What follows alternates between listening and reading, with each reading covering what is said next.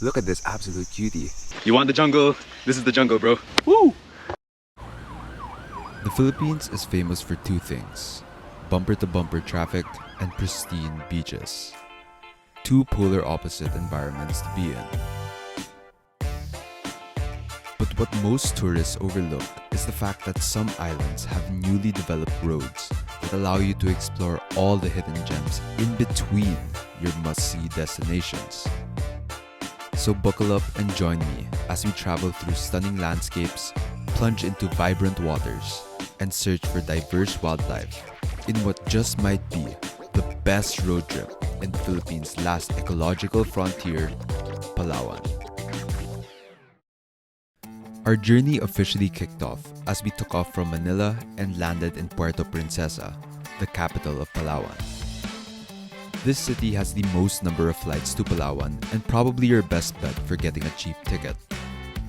From the airport, we met up with someone from Ray's Car Rental, where we picked up our brand new Nissan Navara. We were super lucky because we actually reserved a small 4x4 Jimny but got upgraded for free. I highly recommend Ray's Car Rental for anyone seeking a road trip adventure here in Palawan. We then checked into a small boutique hotel called Bamboo Suites, where we'd be spending the night. The room costed about 1,500 pesos per night, which was definitely fair given the inclusions. In Puerto Princesa, we got a killer massage, had some local Vietnamese pho, and banh mi before calling it a night. Good morning, y'all. So we just woke up, had a little bit of breakfast before we get on the road. Officially checked out the Bamboo Suites, and now it's time to head on to Port Barton. Let's get on the road.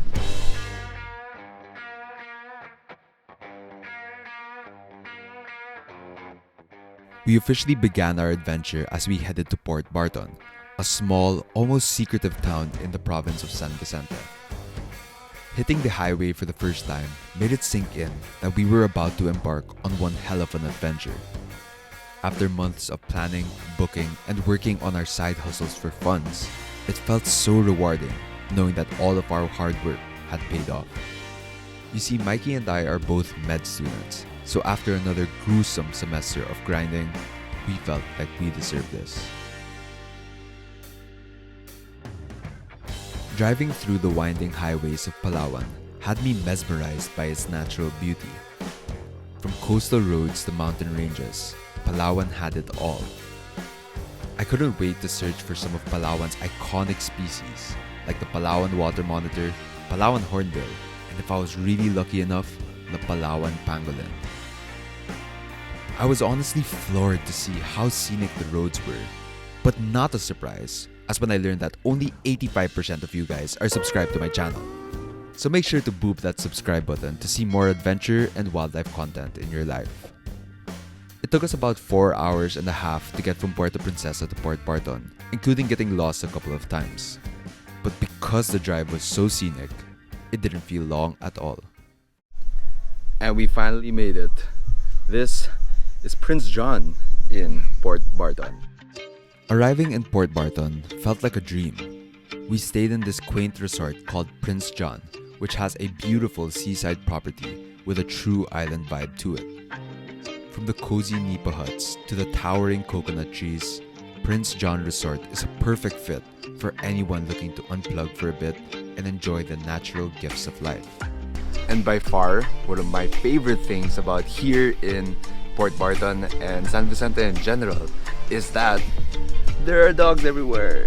So this is Chichi. She is the sweetest girl ever. All over Prince John, there are a bunch of other dogs, but Chichi's my favorite. Don't tell the others. Don't tell the others. Shortly after arriving, Mikey and I decided to get a quick workout in and plunge into the refreshing waters for the very first time.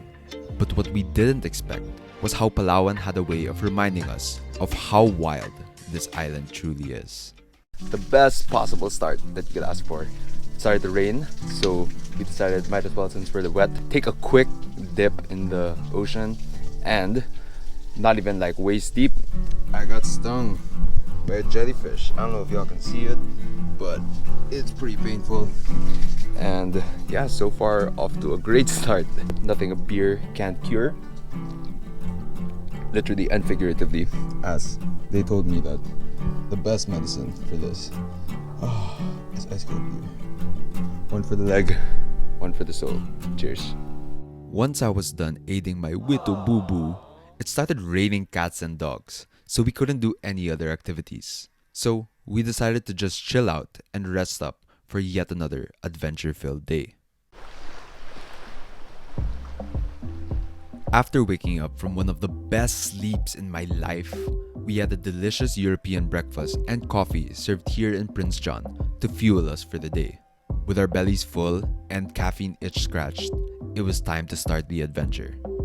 Hitting the water for the first time gave us a different perspective of Palawan, a perfect view of how untouched San Vicente truly is. We out here in Twin Reef, and again, John hooking us up with nobody else but us in the area. The best talaga if you want the best tours, John. Alright, let's snorkel. Woo! Snorkeling around Twin Reefs was an experience I'll never forget. There were corals as far as the eye could see. Hundreds of various sea life danced around us as we navigated through the vibrant coral garden, and I finally got to live out my Ariel moment. No, not that Ariel. Yan. It felt like every corner you turned had another animal to see, another secret to uncover. We snorkeled for about 2 hours and built up quite an appetite, so we decided to head towards the closest island to have our lunch at Exotic Island. Alright, so we're here now in Exotic Island, and it's really tranquil. The sand is not exactly powder white, but then pretty darn close to it. But first, we gotta eat. Here is arguably the best part of island hopping, the food. So we loaded, we got some eggplant, fried fish, some vegetables, fresh crab that was caught this morning, got some chicken barbecue, and of course some pineapple to finish it off. Made by none other than John the legend, John Legend, you know it. Alright, so let's start with this crab. Let's get it out. Ooh. Alright, check out that meat. Wow. Parang food review Dump it in the toyo. Toyo ba yan? Shortly after our lunch, we explored more of the reef and what Exotic Island had to offer before heading back to Port Barton due to the rain. Once we got back, we quickly freshened up and were met with a very pleasant and adorable little surprise. Over our time here in Port Barton, we've been trying to look for as many wildlife as possible. Of course, as we went snorkeling, we were able to see some of the marine wildlife, and we were even able to see Palawan squirrel.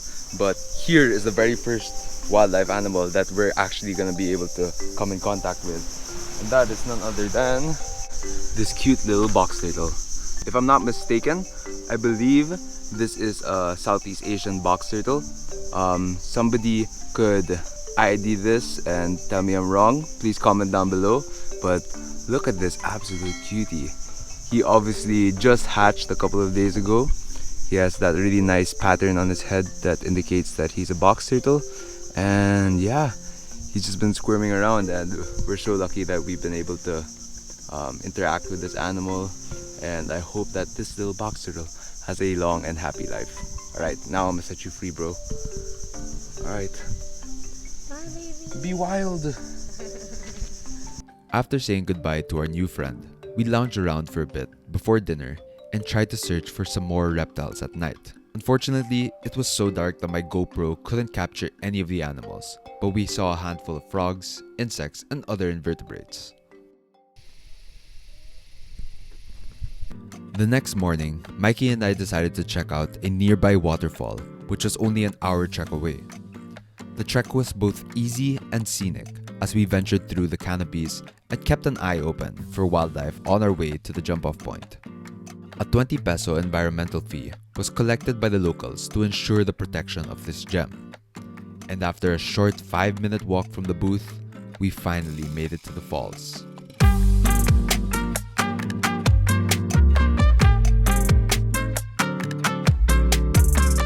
After a quick dip with the locals, we needed to fuel ourselves for the trek back, and they had exactly what we needed.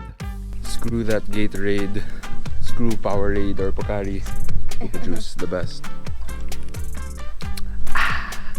And after enjoying the falls, Palawan gave us yet another reminder that we are still very much in wild territory. If it's wilderness that you seek, it is wilderness that you will get.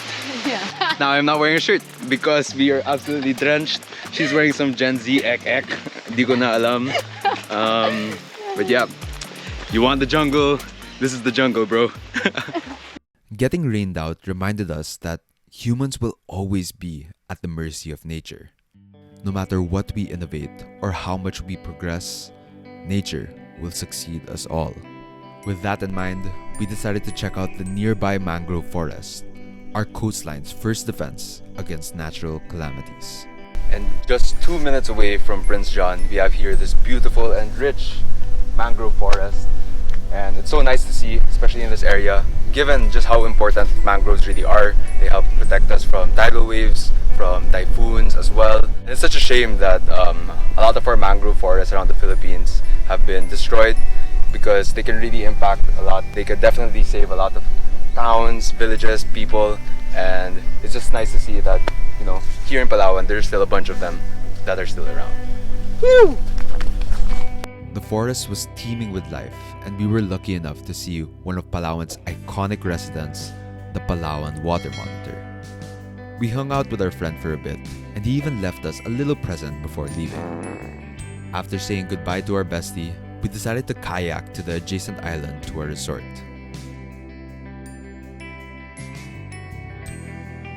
There are honestly so many undiscovered gems here in Port Barton, and after yet another memorable day, Mikey and I soaked in our last sunset here in Port Barton.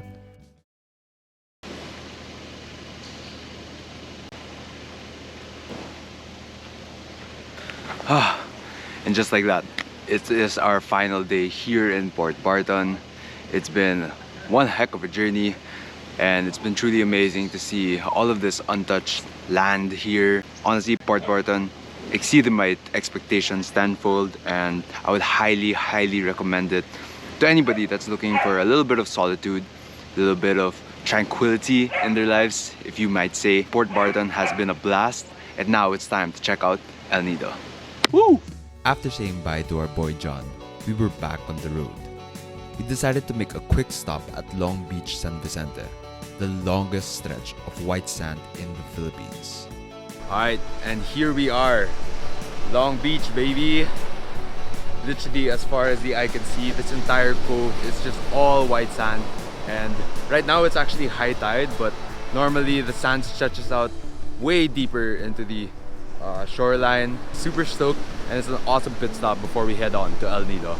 It took us about 3 hours to drive from Port Barton to El Nido as we passed through smaller mountain roads with iconic views.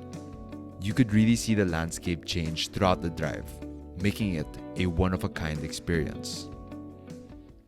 And just like that, we have officially arrived here in El Nido, one of the most popular tourist destinations here in Palawan, let alone probably even the Philippines. But you know, as tourism begins to rise, you can see right here so many boats. I started to think that it might be overhyped, so today we'll find out if El Nido actually lives up to the hype. After our late lunch, we checked into our hotel, Blue Mango, a low-key resort just 8 minutes away from the El Nido town proper. A room here costs about 4,000 pesos a night during peak season, which is actually a decent deal given the inflated rates of this tourist hotspot. From there, we headed to Marimegmeg Beach for sunset happy hour and dinner to cap off our first night here in El Nido.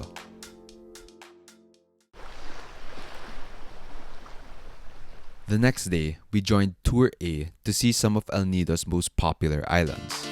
We were so excited to see some of the many postcard-worthy spots, but unfortunately, it wasn't what we expected.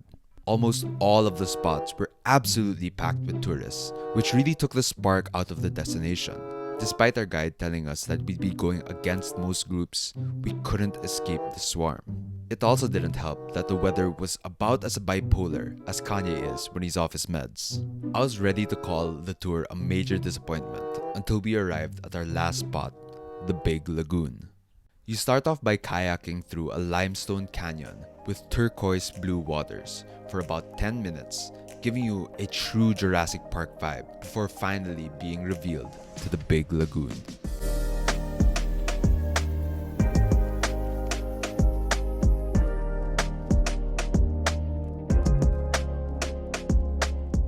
Once you arrive, it becomes easy to understand where this place got its name. There were a couple of pockets away from the crowd to enjoy the natural beauty all to ourselves, whilst keeping an eye out for wildlife.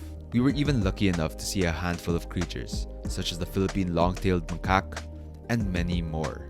Damn, I really wish that I had a better mic also, because just hearing the sounds of this area, so peaceful. It's teeming with life. We literally just saw a black-tipped reef shark right here.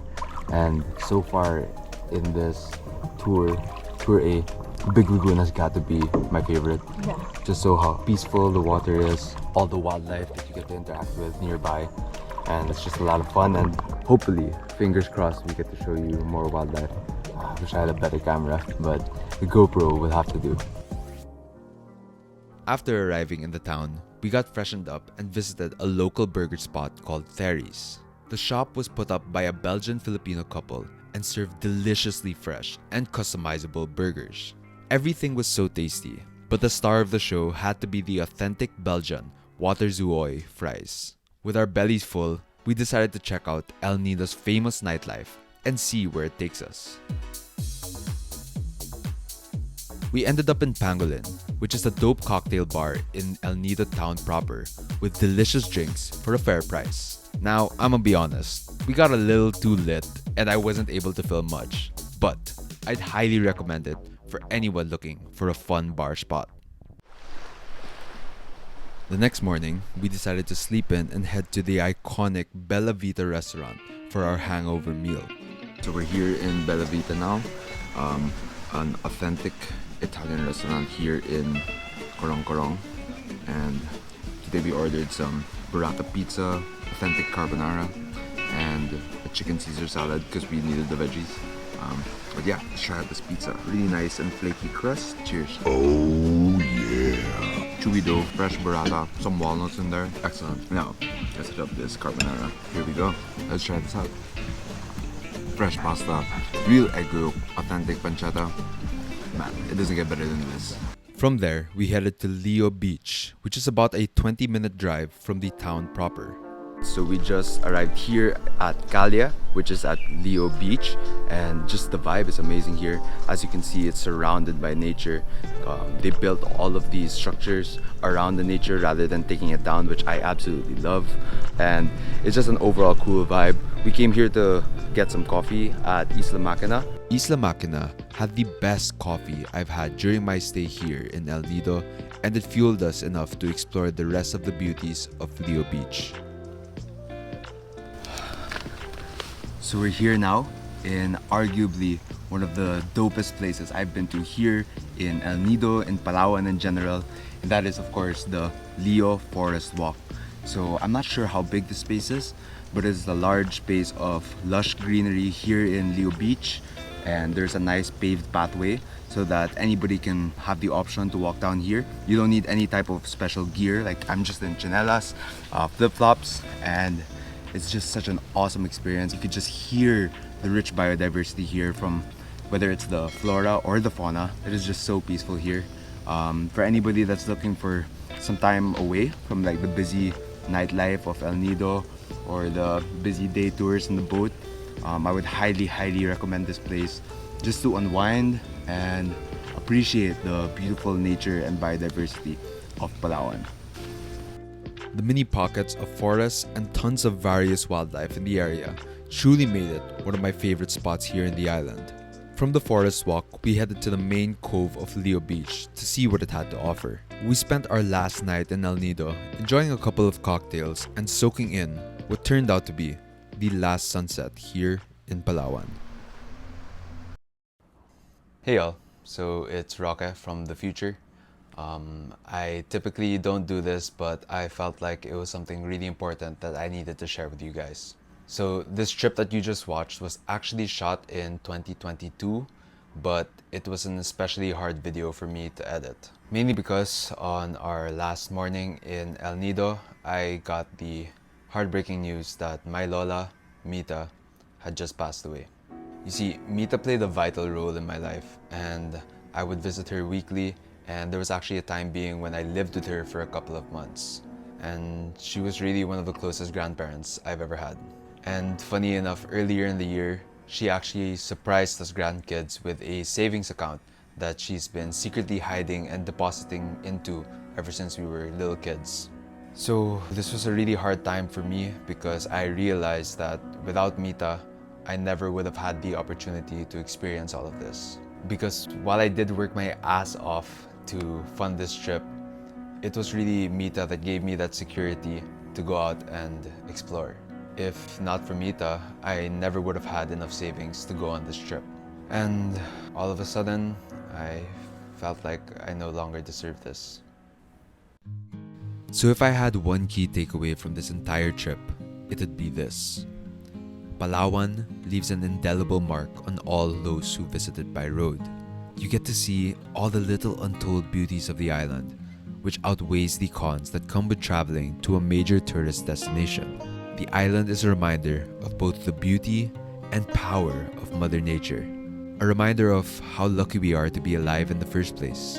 And despite feeling undeserving at the end, this trip, Mita's final blessing, reminded me of how unpredictable life can be and why we must savor every moment, since life is both precious and fleeting. Because while money is definitely a vital resource in life, it's also important to keep in mind that it is in fact a renewable tool that we should be using to enhance our experiences, not define it. And that ultimately, it's the memories we create and the time we spend with our loved ones that really matter. So thank you, Mita, for all the blessings, lessons, and love you shared with me throughout my entire life. This one is for you. I'll see y'all in the next one. Deuces.